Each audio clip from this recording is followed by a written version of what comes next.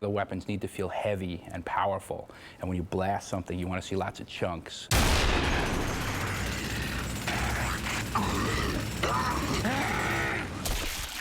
The way that the player interacts in Gears of War is by shooting the world. That's essentially his virtual hand. And what he does is he essentially reaches out and touches the environment.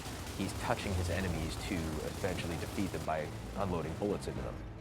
The gun is the only thing keeping you alive in the game, and so you're constantly sort of looking for the next good weapon, the next weapon you can find, the next piece of ammo, and it's sort of that search. It sort of gives you that bond of that this is what I need to survive.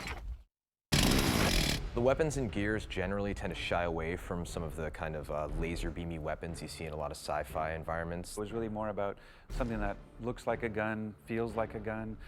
It's really why we sort of went with sort of this kind of Vietnam-esque type of weaponry, that everything is a ballistics weapon, everything feels real. There's not energy weapons, not laser weapons. So your arsenal has expanded in Gears 2, and we have these heavy weapons. The first one's called the Mulcher. It's a heavy Gatling gun. Kind of based off the Predator, kind of raw, you know, just go crazy and mow everything down. We have a long-range mortar, which is heavy as well. You can take out enemies from what feels like it's about half a mile away. Again, you have to plant it and you have to crank it to get to whatever trajectory you're going to shoot. We have the Scorcher, which is our take on a flamethrower. If you reload the gun perfectly, the shot goes further and it burns your enemies to a crisp, and there's much screaming and rejoicing when that happens. And then we have a really cool weapon called the Gorgon, and this is kind of a semi-automatic pistol. And this works well because you can take your enemy hostage and then grab this pistol and essentially take them out in a very quick and dirty fashion. We've added a new grenade, which is the poison gas grenade, what we call the ink grenade. The poison grenade is this crazy little, I don't know, grub or something, and it's filled with this poison gas, and they have it in a little cage on the end of the chain, and they'll fling it out, and it'll hit the ground, explode, and it'll emit all this crazy ink or poison gas. My favorite weapon in the game has to be the torque bow. I just love the whole, like, the fact that it sticks and they have a moment of pause to know that they're about to die, and then they pop I just love. And what's great in Gears 2 is we've actually added dialogue for that pause, that we actually have the event of, and something explosive is stuck into you, and you get, so people have that half second to go, uh-oh, and then blow up. In adding more into the Gears franchise, we wanted to basically continue the idea of the executions that were in the first one. When you play multiplayer of Gears, it's not just about playing it, it's also about watching it. If you die in Gears, you're forced to watch for a little while. That's a very powerful thing when you know other people are looking at you. And if you knock your enemy down, he's trying to crawl away, and you have an option to do all sorts of cool, nasty, hideous things to him, you're going to do it, and you're going to get a good reaction from the crowd.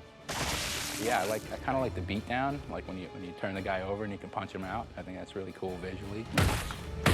And I love the sniper skull crush.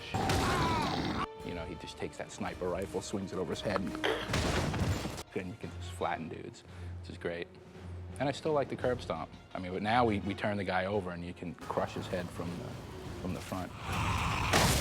One of the ways we were trying to incentivize gamers in the first Gears to use some of the chainsaws moves and some of the executions was to put them in God mode, essentially. Starting Gears 2, nobody was a fan of that idea. They didn't want players to be protected at all when they were doing an execution. So actively, when you're playing the game and somebody is in front of you and you want to show off for your friends and do a cool execution, you're making a choice that this is going to take 2.5 seconds to pull off, and you better make sure that the area is clear before you show off.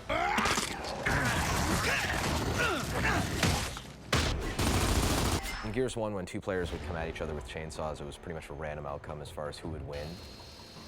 And in Gears 2, we actually wanted to make it A, very cinematic, and B, have an actual game mechanic that was implemented.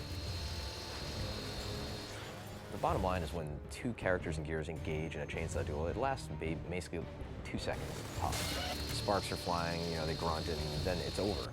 Or like, you know, all we basically have time for is just a quick button mash. So let's see, you know, how many times a person could hit B, and then whoever wins, wins. One word, blood.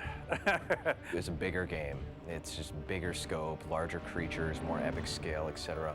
And we want to make sure that the player still feels like what he's doing in this universe matters. Nothing says I'm doing damage more than just seeing a blood effect come off of them. And so we've been doing that. Even our bigger creatures, we actually added gore skeletons so that when you can shoot them, you can actually have things fall off of them. I mean, you can just blow guys up to smithereens now. You will see entire chunks coming out of them. The pieces fall around and they're floppy, and they're not, you know, they don't just sit there and hang out, right, and then fade away. They flop around and leave blood splats everywhere. We use the term intimate violence to describe Gears of War. Even though we've sort of grown the scope of the combat and sort of bigger weapons as well, we still have these sort of intimate moments with the combat. It's like that old sort of cowboys and Indians feeling in the woods. You know, it feels really personal and really intimate. Running away won't help! I'll just shoot you in your asses!